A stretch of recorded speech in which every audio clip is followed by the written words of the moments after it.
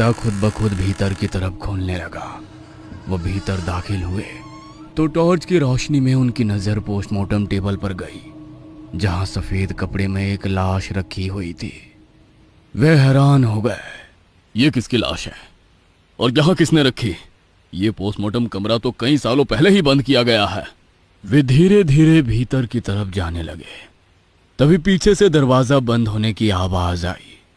उन्होंने झट से मुड़कर देखा, पर बिना कुछ सोचे वो उस लाश की तरफ चलने लगे। गहरे सन्नाटे में आवाज आ रही थी तो बारिश की बूंदों की। वे धीरे धीरे लाश के करीब पहुंचे और लाश के ऊपर ढका कपड़ा हटाकर देखा तो वे सन्न रह गए, क्योंकि उस टेबल पर मोनालिसा की लाश थी। इसकी लाश यहां लाने की क्या जरूरत थी? ये दोनों मुझे एक दिन बुरी तरह फंसा देंगे। गुस्से में उन्होंने जेब से मोबाइल निकाला और अपने दूसरे कर्मचारी रमेश को फोन करने लगे, पर मोबाइल की आवाज उसी कमरे से आ रही थी। वे चौंक गए। उन्होंने आवाज की दिशा में चलना शुरू किया। मोबाइल की रिंग की आवाज अब बढ़ती हुई सुनाई दी। आवाज का पीछा करते हुए वे पोस्टमार्टम कमरे की दाईं तरफ बने बाथरूम के पास पहुंचे। हाथ में पकड़ी टॉर्च की लाइट की रोशनी अब भी आंख में चौली खेल रही थी।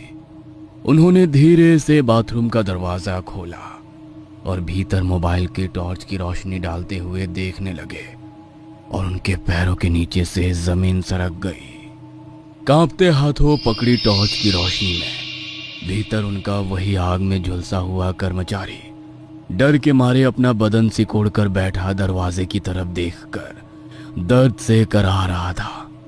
जैसे ही डॉक्टर को देखा वो और जोर से कराहते हुए रोने लगा। तुम यहाँ कैसे?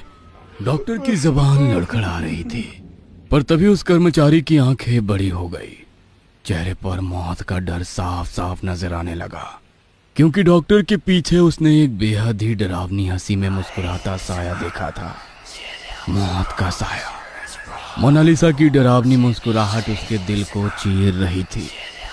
डॉक्टर ने धीरे धीरे अपनी गर्दन घुमाई और पीछे मुड़कर देखा तो पीछे मोनालिसा खड़ी थी। उसकी आंखों में देख डॉक्टर के दिल की धड़कन ही मानो रुक गई।